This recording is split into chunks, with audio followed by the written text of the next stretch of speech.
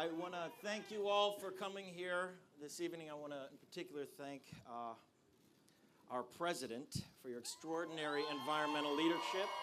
Thank you. Most recently, in protecting our oceans. Katharine, thank you for the great work you do on climate change and in helping improve preparedness of communities to deal with the impacts of climate change.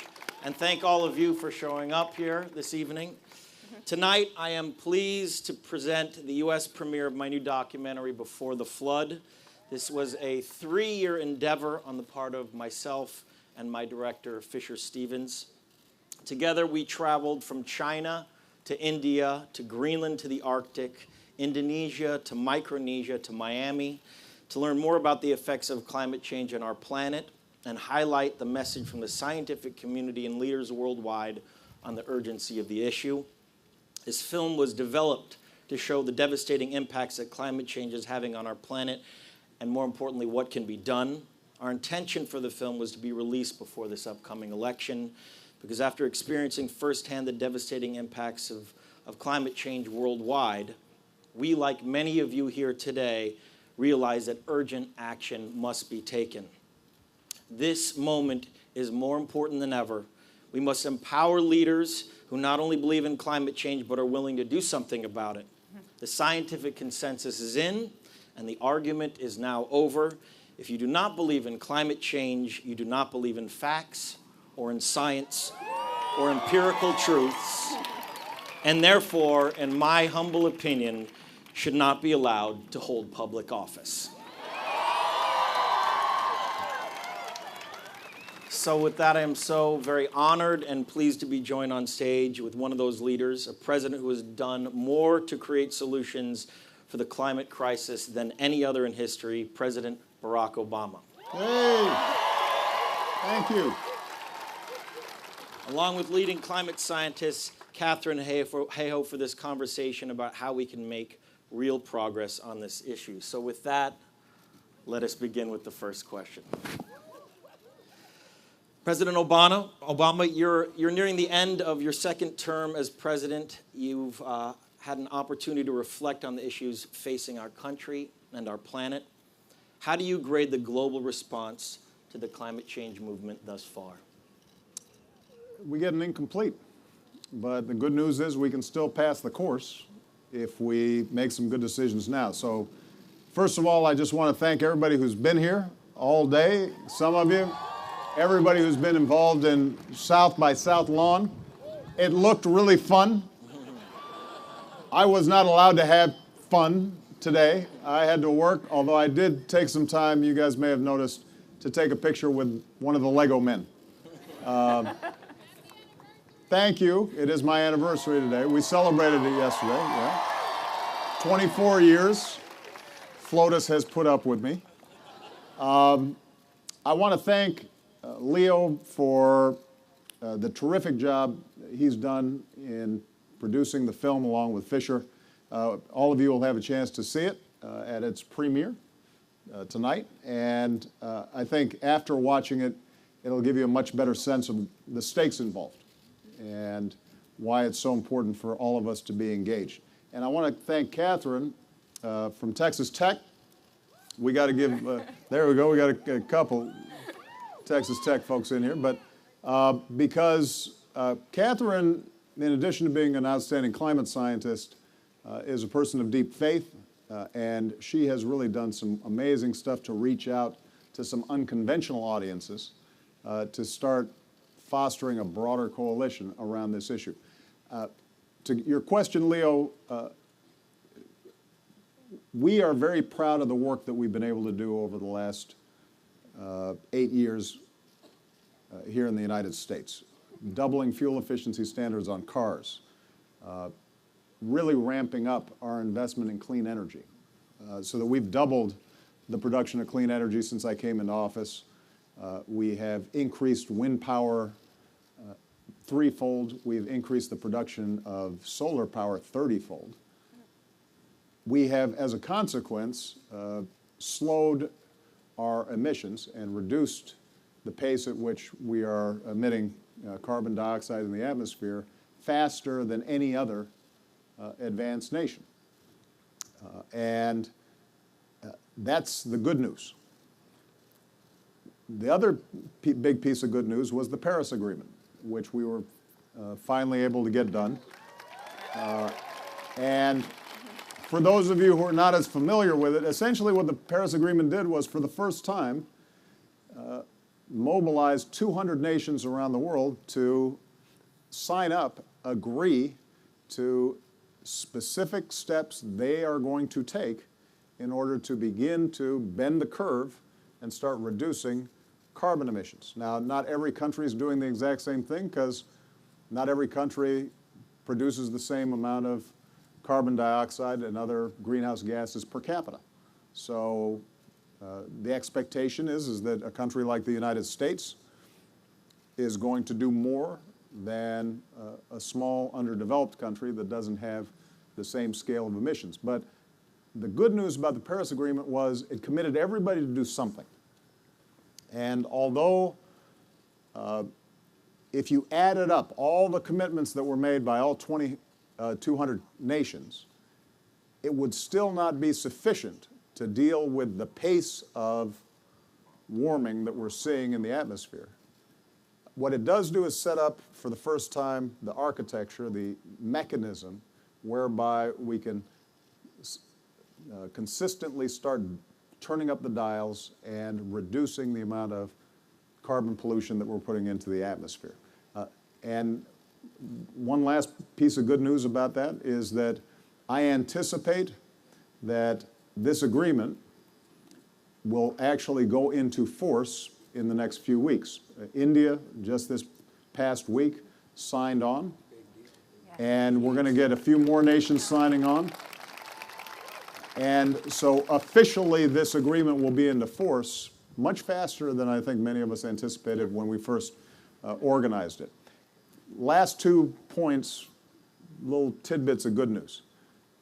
This week we'll begin negotiations on an aviation agreement, an international aviation agreement, where all airlines and major carriers around the world begin to figure out how they can reduce the amount of greenhouse gases that they're emitting, which can make a big difference. And over the next couple of weeks, we're also going to be negotiating around something called hydrofluorocarbons, or HFCs, which are other sources of greenhouse gases that, if we are able to reduce them, can have a big impact as well. So even with the Paris Agreement done, we're still pushing forward hard in every area that we can to keep making progress. But having said all that, and this is where you will need to hear from Katharine, because in the nicest way possible, she's going to scare the heck out of you as a precursor to the film. What we're seeing is that climate change is happening even faster than the predictions would have told us 5 years ago or 10 years ago. What we're seeing is changes in climate patterns that are on the more pessimistic end of what was possible, the ranges that had been discerned or anticipated by our scientists, which means we're really in a race against time. And part of what I'm hoping everybody here comes away from is hope that we can actually do something about it, but also a sense of urgency that this is not going to be something that we can just kind of mosey along about and put up with climate denial or obstructionist politics for very long, if in fact we want to leave for the next generation beautiful days like today. With that, Katharine, all the environmental crises we face have a huge toll on humanity in poverty, security, public health, and disaster preparedness. The interconnected nature of our climate means that no country or community is going to be immune to any of these threats. What are the most urgent threats to our modern day civilization, and where do you feel the solutions lie? Well, how many hours do we have again? It's true, when we think of global issues, We think of poverty, we think of hunger, we think of disease, we think of people dying today from preventable causes that no one should be dying from in 2016. And when we're confronted with these situations head on, and I myself spent a number of years as a child growing up in South America, so I know what this looks like, we think to ourselves, climate change, it's important, but we can deal with it later. We can no longer afford to deal with it later. Because if we want to fix poverty, if we want to fix hunger, if we want to fix inequality, if we want to fix disease and water scarcity, we are pouring all of our money, all of our effort, all of our hope and prayers into a bucket, and the bucket has a hole in the bottom. And that hole is climate change, and it is getting bigger and bigger. To fix the global issues that we all care about, including environmental issues, including humanitarian issues, we can no longer leave climate change out of the picture because we will not be able to fix them without it. Mr. President, and before the flood, we see examples of the environmental impacts of corporate greed from the oil and gas industries, for example, what's happening right now in Standing Rock. But some companies are starting to realize that addressing the climate change issue can actually spur economic activity. How do you get more companies to start moving in this direction, to take fundamental action into their business decision? Well, companies respond to incentives. And the question then becomes, can we harness the power and the creativity of the marketplace to come up with innovation and solutions? And look, the economics of energy are extremely complicated, but let me just simplify it as much as possible. Dirty fuel is cheap because we've been doing it a long time. So we know how to burn coal to produce electricity. We know how to burn oil, and we know how to burn gas. And if it weren't for pollution, the natural inclination of everybody would be to say, let's go with the cheap stuff. And particularly when it comes to poor countries, you take an example like India, where hundreds of millions of people still don't have electricity on a regular basis. And they would like to have standards of living that, if not immediately as high as ours, at least would mean that they're not engaging in back-breaking work just to feed themselves or keep warm. It's completely understandable that their priority is to create electricity for their people. And if we're going to be able to solve this problem, we are going to have to come up with new sources of energy that are clean and cheap. Now, that's going to involve research. It's going to involve investment in R&D, and there are going to be startups and innovators, and there's some in this audience who are doing all kinds of amazing things, but it takes time to ramp up these new energy sources, and we're in a battle against time. The best way we can spur that kind of innovation is to either create regulations that say, figure it out, and if you don't figure it out, then you're going to pay a penalty. Or to create something like a carbon tax, which gives an economic incentive for businesses to do this. Now, I'll be honest with you. In the current environment in Congress and certainly internationally, the likelihood of an immediate carbon tax is a ways away. But if you look at what we're doing just with power plants, a major source of greenhouse gases, we put forward something called the Clean Power Plan, Clean Power Rule, as a centerpiece of our climate change strategy. And we did this under existing authorities under the Environmental Protection Act. And what we're saying to states is, you can figure out the energy mix, but you've got to figure out how to reduce your carbon emissions. And you need to work with your utilities, and you need to work with your companies and come up with innovative solutions. And we're not going to dictate to you exactly how you do it, but if you don't start reducing them, you're going to have problems. And we'll come up with a plan for you. So the good news is that in the past, where we create an incentive for companies, it turns out that we're more creative, we're more innovative, we typically solve the problem cheaper, faster than we expected, and we create jobs in the process. And if you doubt that, I'll just give you two quick examples, because this is probably a pretty young audience, and I know this is going to seem like ancient history, but when I arrived in college in Los Angeles in 1979, I still remember the sunsets were spectacular. I mean, they were just these amazing colors. It was like, I'd never seen them before because I was coming from Hawaii, and I started asking people, why are the sunsets here so spectacular? They said, well, that's all smog, man. Right. It's creating this psychedelic stuff that normally is not seen in nature because the light's getting filtered in all kinds of weird ways. You couldn't run for more than 10, 15 minutes on an alert day without really choking up the same way you still do in Beijing. Well, LA is not pristine today, but we have substantially reduced smog in Los Angeles because of things like the catalytic converter and really rigorous standards.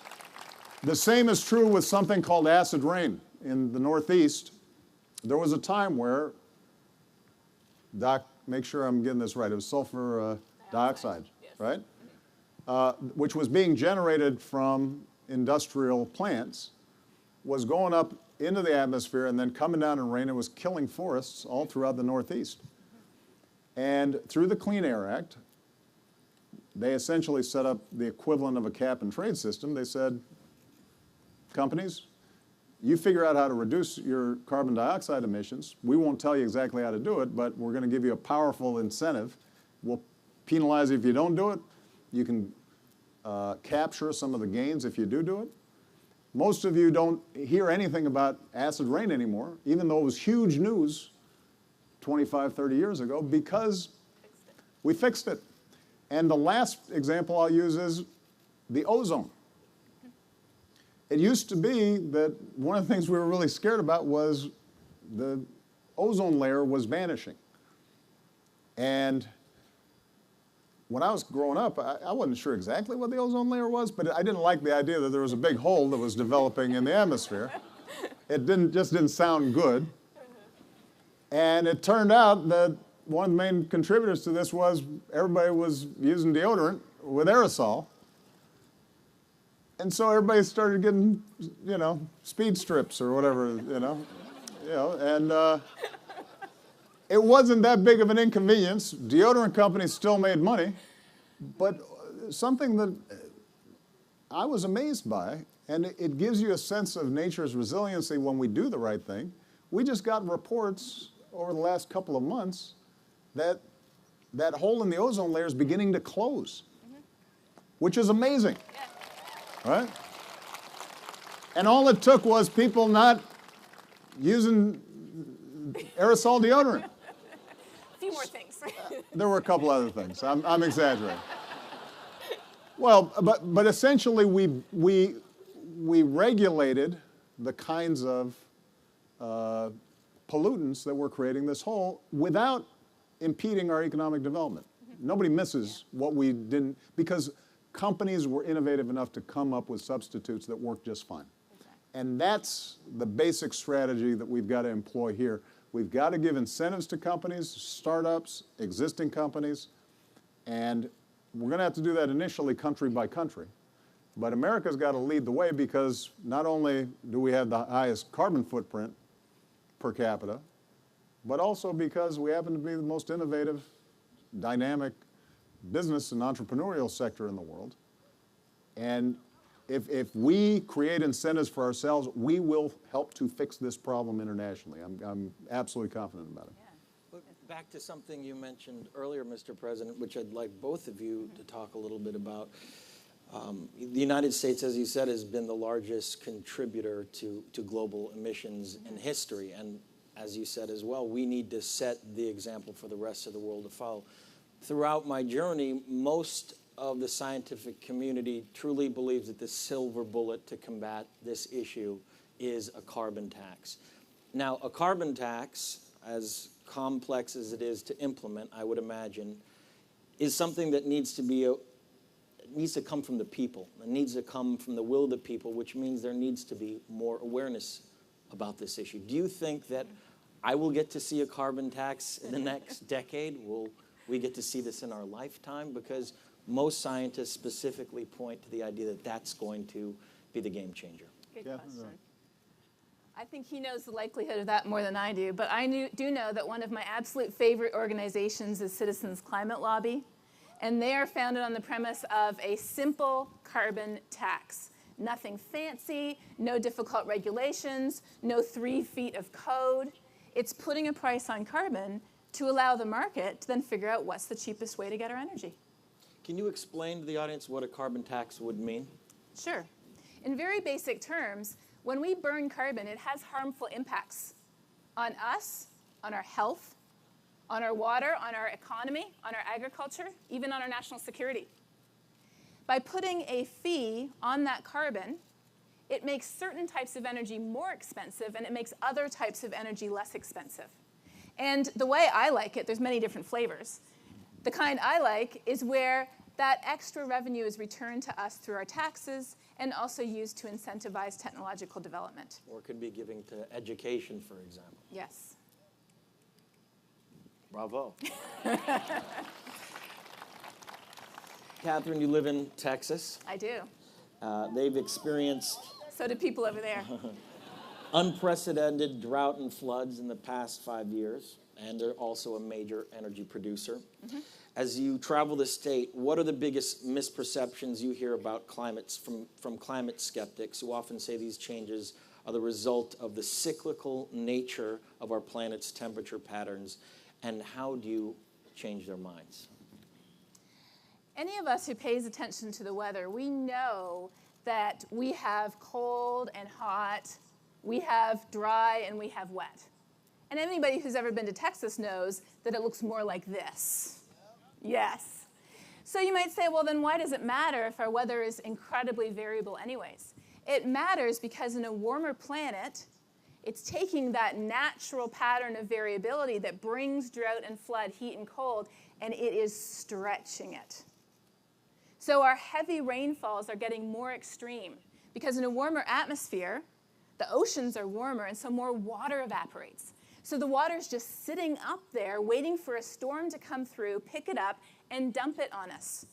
Just as has happened here in recent days, as has happened in Baton Rouge a little while ago. And if you read the reports of the meteorologists and the weather people talking about these heavy downpours we're experiencing, you'll see this phrase they repeat again and again. The warm oceans, and again, this year is a 99% chance of being again the warmest year on record after last year and the year before. The warm oceans are providing a nearly infinite source of moisture for these storms. But at the same time, when we're in a dry period, as we get all the time in Texas, and it's hotter than average, then all of the moisture in our soil and our reservoirs evaporates quicker, leaving us drier for longer periods of time. So yes, we know natural cycles are real, but we know that climate change is stretching that natural pattern, impacting us and our economy. Here's the cool thing about Texas, though. What do you think of when you think of Texas? Wind Oil? power. Wind power, yes. I cheated. He cheated. He knows the answer. Texas knows energy. And here's the cool thing about Texas. Did you know that already Texas is getting 10% of its electricity from wind? On a windy night, we get 50% of our energy from wind. Every time I drive south from where I live, there are a new crop of wind turbines going up. And a couple of years ago, I spent an afternoon on a farm down in La Mesa, Texas, with a very conservative farmer. Wasn't too sure about the scientists showing up, but I was from Texas Tech.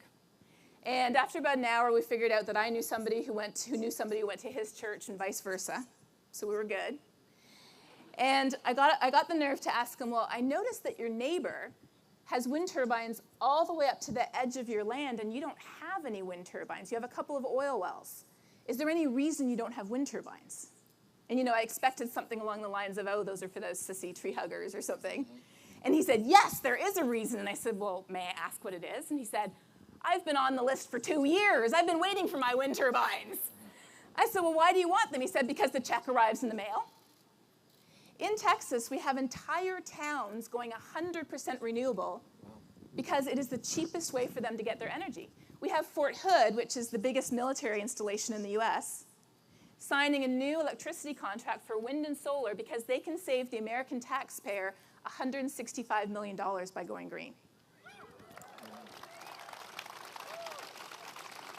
Green is no longer just the color of money, or the color of trees, I should say. Green is also increasingly, in Texas, around the US, and even in China, becoming the color of money as well. Wind and solar are the way of the future, and we're seeing it happen. As a scientist, though, I have to say, my only concern is we're not seeing it happen fast enough. Mr. President, this has been an unusual election year, to say the least. And Gallup regularly polls Americans with an open-ended question about the issues that matter most to them, and the environment consistently polls low on that list, around 2%. As you know, climate change is a long-term problem that requires long-term solutions. How can we all do a better job of engaging the public, especially those who are skeptical, in a meaningful and productive debate about the urgency of these issues and inspire them to be a part of the solution now? Well, climate change is almost perversely designed to be really hard to solve politically, because it is a problem that creeps up on you. There's no single hurricane or tornado or drought or forest fire that you can directly attribute to climate change.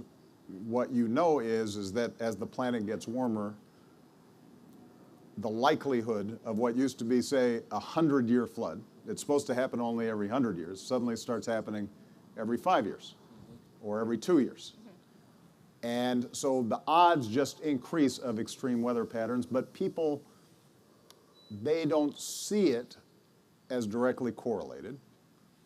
And the political system in every country is not well designed to do something tough now to solve a problem that people are really going to feel the impacts of in the future. The natural inclination of political systems is to push that stuff off as long as possible.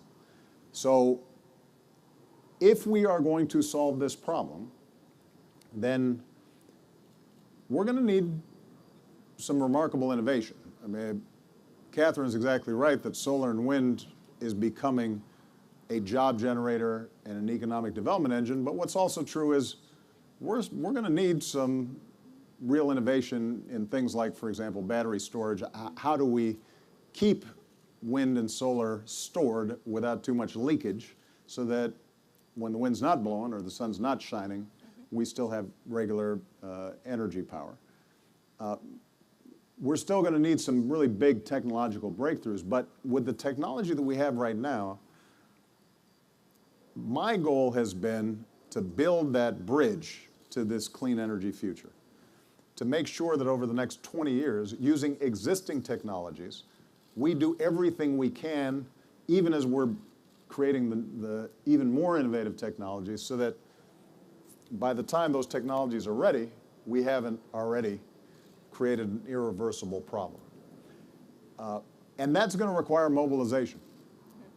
It is going to require us all doing a better job of educating ourselves, our friends, our neighbors, our coworkers, and ultimately expressing that in the polls.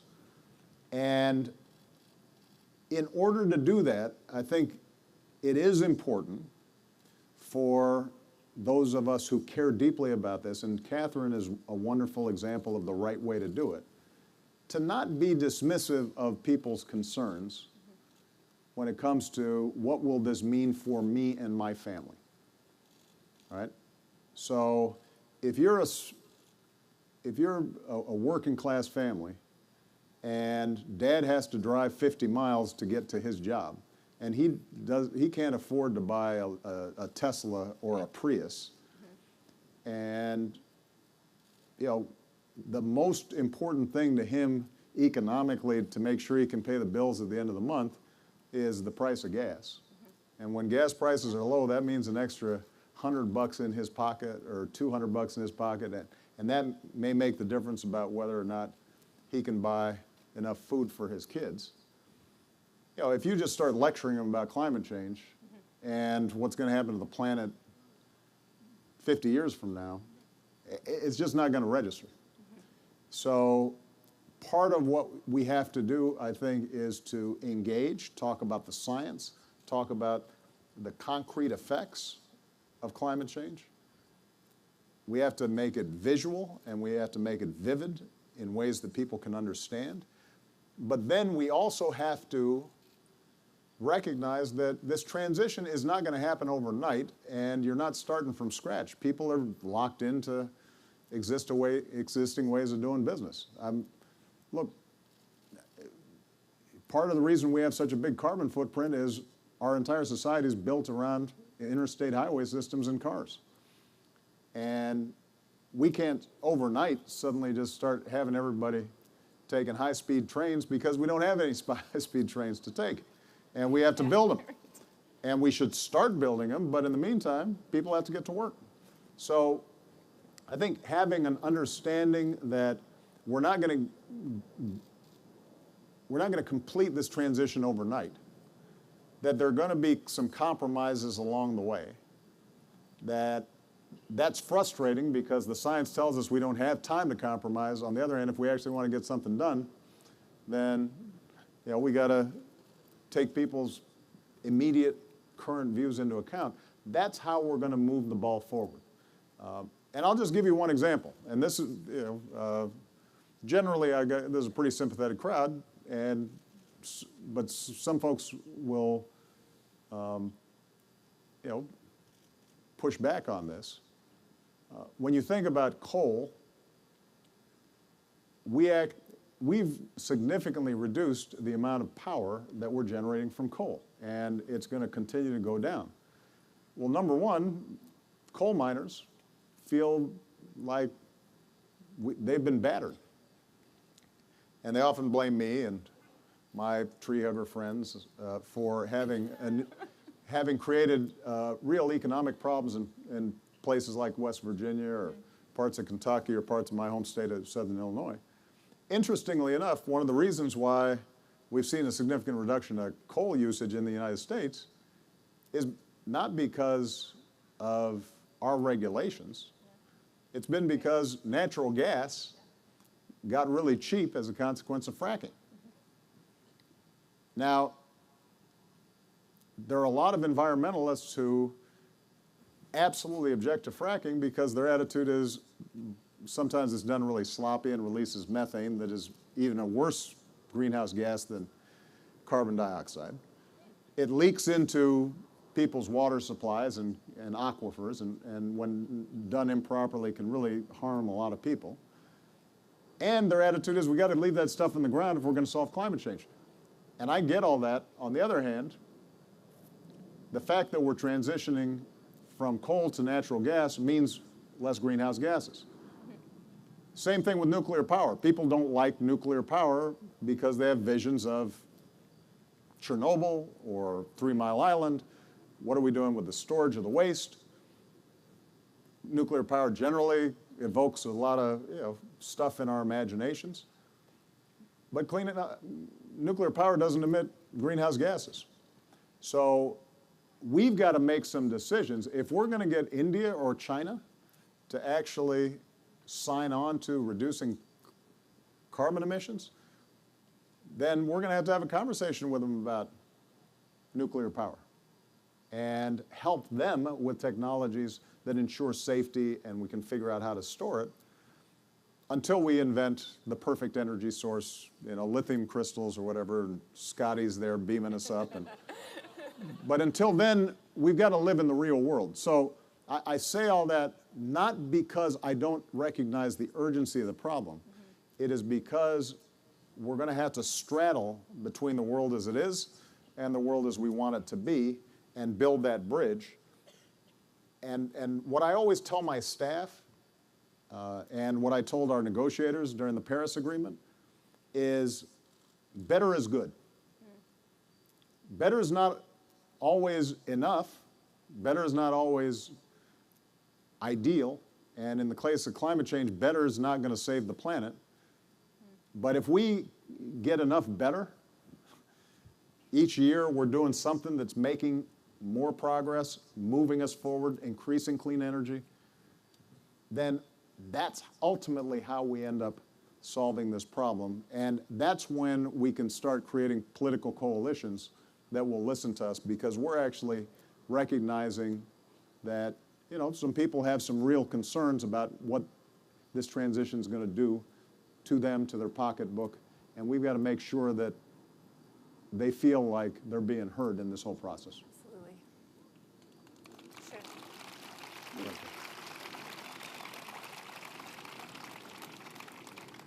I couldn't agree more, first of all. And second of all, I think that this really underscores one of the biggest lessons that I as a scientist have learned. So often we feel like facts and information are what's going to make people care. And so many times I have someone coming to me and say, Katharine, if you could just talk to my mother, if you could just talk to my brother-in-law, if you could just talk to our city council person and give them the facts. It's real, it's us, it's bad, we have to fix it. That'll change their minds. The biggest thing I've learned is that facts are not enough. In fact, the more literate we are about science, the more polarized we are about climate change. The most important thing to do is not to pile up scientific reports until they reach a tottering pile of about 8 feet, or they'll tip over and crush somebody. The most important thing to do is to connect this issue to what's already in our hearts. Because one of the most insidious myths I feel like we've bought into is that I have to be a certain type of person to care about climate change. And if I am not that person, then I don't care about it because I care about these other things. But the reality is that if we're a human living on this planet, which most of us are, yep, as long as we haven't signed up for the trip to Mars. I don't want to know if anybody has. I think you're crazy. I did, but I can't. Oh, you did? Oh, I'm sorry. I take that back. No, he is. I think he'll acknowledge he's crazy. That's Okay, all right, we'll go with that. He's fine with it. So if we're a human living on this planet, this is the only planet we have. It's our home. If we're a parent, we would do anything for our children's sake. If we're a business person, we care about the economy. We care about the community that we live in. We care about our health. We care about the fact that we want to have clean air to breathe. We want to have enough water to drink. We want to have a safe and secure environment in which to live. The single most important thing I feel like I've learned is that we already have all the values we need to care about climate change in our hearts, no matter who we are and what part of the spectrum we come from. We just have to figure out how to connect those values to the issue of climate. And Katharine, well put, yes. Does our planet, and this was one of the questions I posed to many scientists while doing the film, does our planet have the ability to regenerate if we do the right things? Or has there been enough lasting damage that can never be undone? Have we put enough carbon into the atmosphere that we're going to feel the repercussions of climate change for decades to come? And a second question to that, do you see any cutting-edge technologies besides solar and wind, any bright spots on the horizon that suggest we can rapidly change this course? For example, fusion. Yeah. So just like smoking, we know that if we've already smoked for a certain amount of time, there is some damage that has been done. When's the best time to stop smoking? Today. If not today, tomorrow. If not then, the next day. But we know that the longer we've been doing it, the greater the repercussions. So in the case of climate change, if we could flip a magic switch and turn off all our carbon emissions today, we would still see the impact of the Industrial Revolution on our planet for well over 5,000 years. That's how long we would see it. But on the other hand, there is still plenty of time to avoid the worst of the impacts, if we act now. Every year that goes by without serious action is one more year of smoking, essentially, that increases our risk of lung cancer, so to speak. Except we're not talking about our own lungs, we're talking about the planet. So there is an urgency to it, but there's also hope, because by acting, we can change the future. The future really is in our hands, because for the first time in the history of the human race on this planet, we are the ones in the driver's seat of climate.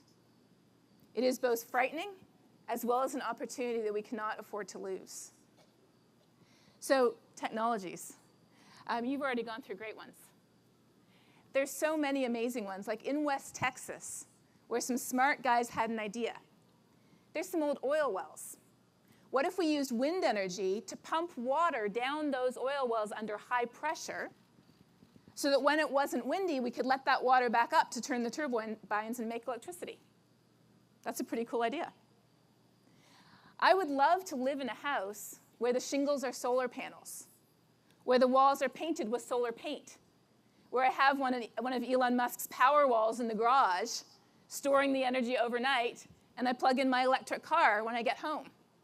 We would all like to live in a world where our bike paths and even our highways are made out of solar panels, where everything that we do is constantly being renewed, and we know that we have a source of energy that is never going to run out on us and that does not pollute our air. I was amazed, and this is a scientist speaking here, I was amazed to learn that here in the United States, on average every year, 200,000 people die from air pollution from burning fossil fuels. It's over 5 million around the world. 200,000 people. Imagine if those 200,000 people were dying from a different cause. Imagine some of the causes we're told about today whenever you turn on the news, things that we should be afraid of. Air pollution, simple air pollution alone, gives us all the reason in the world we need to shift towards clean energy. Add on climate change, add on the fact that, as the president mentioned a while ago, developing countries need energy. There's 1 billion people living in energy poverty today with no access to energy. But if you add up all the fossil fuel resources in Southeast Asia and Africa, they have less than 10% of the world's fossil fuels. So the answer for the 1 billion people living in energy poverty is not to do it the same way we did 300 years ago. I mean, that's honestly a very colonialistic attitude to say you have to, oh no, you have to go back to the 1700s and do it that way. It's like saying you have to go through the party telephone, and then you can get your own telephone, then maybe you can get a cell phone in another 150 years. That's not the way the world works. We are leapfrogging over the old technology, and the answer is we can do it because it's taking us to a better and a more secure place. I got the opportunity to sit with the head of NASA, and you'll see a lot of this in the film, but he basically projected the next 20 to 30 years, and he started talking about specifically the United States and the possibility of another Dust Bowl coming up. I asked about my home state of California and the wildfires and the droughts that are occurring there, and he said you can expect to continue that. Yeah. Do you agree that if we're going to feel some of the repercussions of climate change in the form of rising sea levels, more intense hurricanes, and we're going to see droughts and wildfires like that start to occur in the future? What do you think the future is going to look like for us if we do not take immediate action? Do you think we'll be able to sustain the projected levels of what's going to happen to our planet for the next 20 years? Or do you think that if we don't take immediate action, things are going to get exponentially worse? So 9 times out of 10, the way climate change affects us is not through some strange thing that we've never seen before. It's not like a biblical plague of locusts arriving. It's through taking what you just referred to. It's taking the ways that we're already vulnerable to climate and weather today. How is DC vulnerable? Heat waves, flooding, snowstorms. How is Texas vulnerable? Droughts, dust bowls, flooding. We look at all the ways we're already vulnerable, and 9 times out of 10, that is exactly how climate change is going to impact us, by changing the risks of these events. And that's what you already talked about. It isn't a single event where we can point out and we can say, okay, that event was definitely climate change, but that event was 100% natural. It's more like climate change is taking the natural weather dice. And there's always a chance of rolling a double six, an event that has a huge impact on us economically. And climate change is sneaking in when we're not looking, and it's taking another one of those numbers and replacing it with a 6, and then another number and replacing it with a 6. So our chances of rolling that double 6 are increasing the further we go down this road. Now, one thing I'd say, Leo, and I think Katharine alluded to this. Another analogy to think about is we're heading towards a cliff at 90 miles an hour. And if we hit the brakes, we don't come to an immediate stop without spinning out of control. And so what we have to do is we have to tap the brakes. And if we tap the brakes now, then we don't go over the cliff. So when you think about climate change, there's a big difference between the oceans rising 3 feet or the oceans rising 10 feet. 3 feet, it's going to be expensive and inconvenient and disruptive. And we already see that if you live in Miami right now, and I think, in fact, in your film, you reference this, there are sunny days where at noon, suddenly there's 2 feet of water in the middle of the streets. And the reason is because as the oceans and the tides rise, Miami is on pretty porous rock. So it's not even sufficient to build like a wall because it's coming up through the ground. And it's going to be really expensive for Miami with 3 feet of water or 3 feet of higher ocean. But it's probably manageable. Once you start getting to 10 feet, then you don't have South Florida. There will still be Florida, but it'll be the Florida that looked like maybe 1,000,000 years ago. Yeah. And that's a lot of property value, you know, South Beach and Coral Gables. There's a lot of really nice spots. You know, my hometown of Hawaii, or Honolulu will still be there, but 3 feet just means you're moving houses a little bit back from the beach. 10 feet means the beach doesn't exist.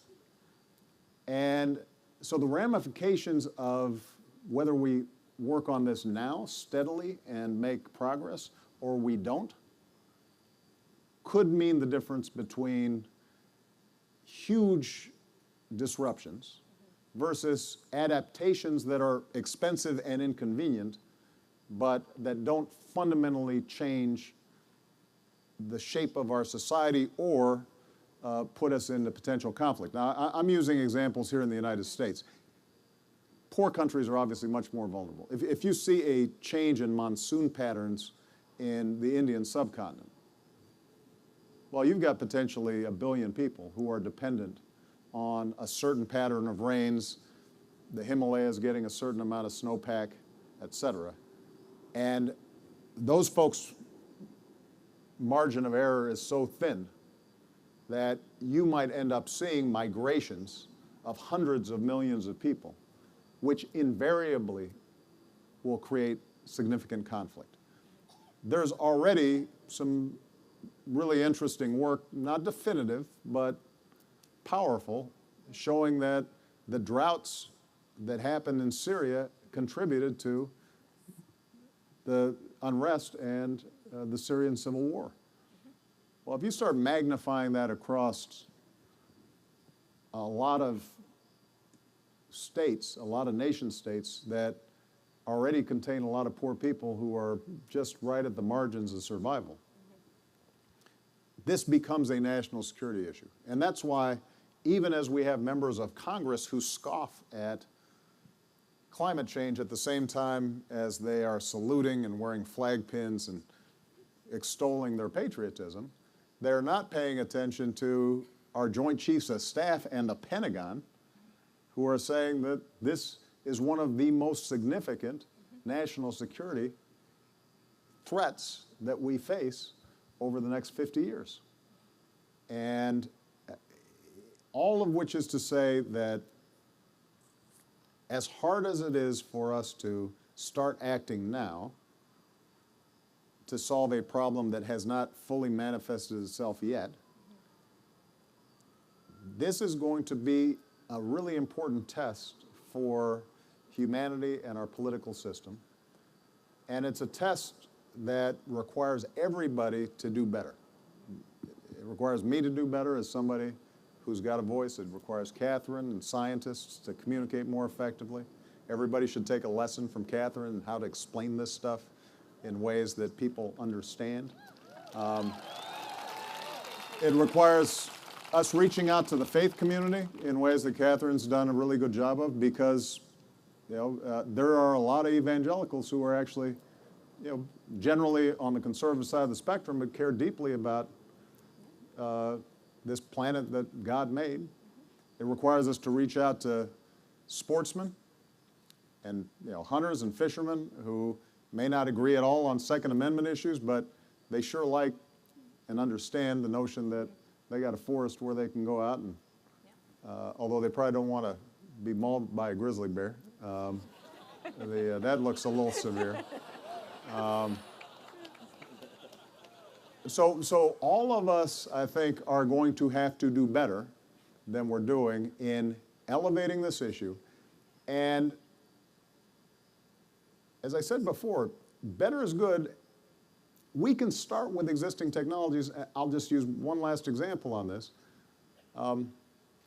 If we just had the energy efficiency of Japan, which is an island nation that doesn't have a lot of fossil fuels, and so historically in their development path have been much more conscious about energy efficiency, we could reduce our energy consumption by 20% without changing our standard of living. Simple stuff like, when you leave a room, the light automatically goes off instead of it still being on. A lot of companies are doing some smart work because it affects their bottom line. Our ability to measure in houses sort of smartly how much energy we're using and minimizing waste of energy and heat can make a huge difference. Folks in Texas, air conditioning is a great invention, but nothing gets me more frustrated than seeing somebody and it's 100 degrees outside and they're wearing a sweater indoors because the air conditioning is turned up too high. Yes. But we do that everywhere, partly because of building design. You can't open the windows, and so as a consequence, you can't use natural temperature regulators. There's a bunch of stuff that seems kind of simple and stupid, but would make a big dent. All those things have to start getting factored in. But we've got to change our politics, and as Leo said, it's got to come from the bottom up. Until, on a bipartisan basis, politicians feel that their failure to address this will cost them their seats potentially or will threaten their careers, then they're going to continue to operate in ways that I think are really unproductive.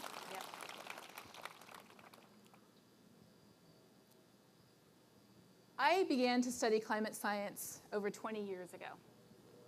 And I have lived through the period where climate change has become one of the most politicized issues in the entire United States, to where the #1 predictor of what our opinions are about climate change is nothing more than where we fall on the political spectrum.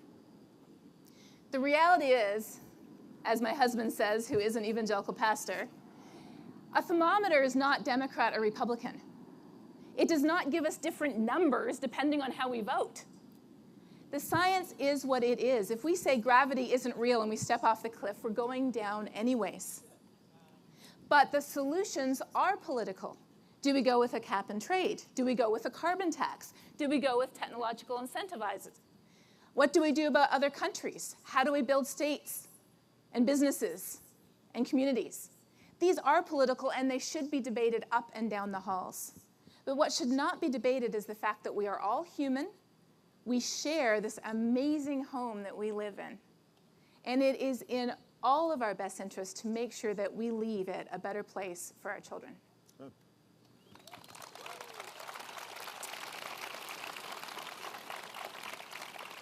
This is my last question.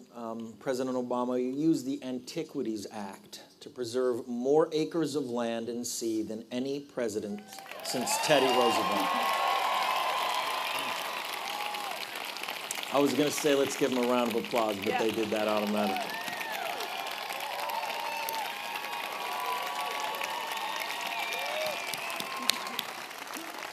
The great Teddy Roosevelt. How important is it to have a president who not only believes in the science of climate change, but one who understands that we must conserve these natural resources to create conditions that are conducive to a sustainable life for future generations? Well, this goes to the point Katharine made about values. And yeah, I mentioned I grew up in Hawaii. Those of you who've been there, it's a really pretty place. And the native Hawaiian traditions are so woven with nature and the sea and outdoors, and so that seeps into you when you grow up there. But I tell you, I don't know any place in the country where there isn't some place that evokes the same kind of sense of place and beauty. You know, it may be a desert landscape, it may be a forest somewhere, it may be a mountain. And, you know, as my girls start getting older, I start thinking about grandkids, not soon. But it's natural, you start thinking about sort of the next stages of your life. And the idea that my grandkids wouldn't see something I had seen, that, you know, you can be a conservative Republican, you know, in Alabama, but you've got a memory of your dad taking you out hunting and you being, you know, quiet and still, and you want to do that same thing with your kid. And it may be different than me taking my grandkid body surfing at Sandy Beach, but there's the same feeling of wanting to pass that on, of feeling deeply about it and caring deeply about it. And I think one of the ways for us to tackle the climate change issue is also to lift up the power and the values that are embodied in conservation. It's kind of a twofer. You know, when we went out to Midway Islands, which is already a historic site because in part this was the turning point of World War II. There are people who revere this site because of its history in World War II and the incredible courage and bravery of people who were outnumbered but ultimately were able to turn back a Japanese fleet that was on its way to Hawaii. But we were up there, and this is water that's just untouched. And you know, you're seeing monk seals diving in and swimming next to you, and turtles that are climbing up on the beach just to sun themselves. And it used to be there were 60,000 birds, and now there are 3 million birds on this island, a bunch of species that were about to go extinct. It all came back just in the span of one generation because of conservation. Well, not only is that creating incredible beauty, but it also means now that you have this huge preserve of ocean that is not contributing to climate change. And so I think these two things go hand in hand. In the same way that the issue of air pollution and disease is in some ways a way to get at the climate change issue if people aren't directly concerned about climate change. In China, frankly, part of the reason that people are, that the government there was willing to work with us, their number one priority is political stability. And what they started noticing was the number one Twitter feed in China was the air quality monitor that was put out each morning by the U.S. Embassy. It was the single thing that more Chinese looked at than anything because people couldn't breathe in Beijing. And smog is not the same as carbon dioxide, but it is generated by the same energy pattern usages. So if that's where people are at right now and they want to make sure their kids are healthy, then let's go after that. If they're interested in conservation as a way to start thinking about climate change, let's go after that. There's so many entry points into this issue, and we've got to use all of them in order to convince people that this is something worth caring about. But at the end of the day, the one thing I'm absolutely convinced about is everybody cares about their kids, their grandkids, and the kind of world we pass on to them. And if we can speak to them about our responsibilities to the next generation, and we can give people realistic ways to deal with this so that they don't feel like they've got to sacrifice this generation to do it. They have to put hardship on their kids now in order to save their grandkids. Then I tend to be a cautious optimist about our ability to make change. But events like this obviously make a big difference and really help. Yeah. Mr. President, Katharine, thank you so much for your time. I'm truly honored to premiere this film here on the White House lawn. Like I said, this was a 3-year endeavor. I learned so much, and I'm going to let the film speak for itself as far as everything that I experienced on this journey. Thank you so much for your time. Let's give them a round of applause. Thank you, everybody. Thank you. Appreciate you.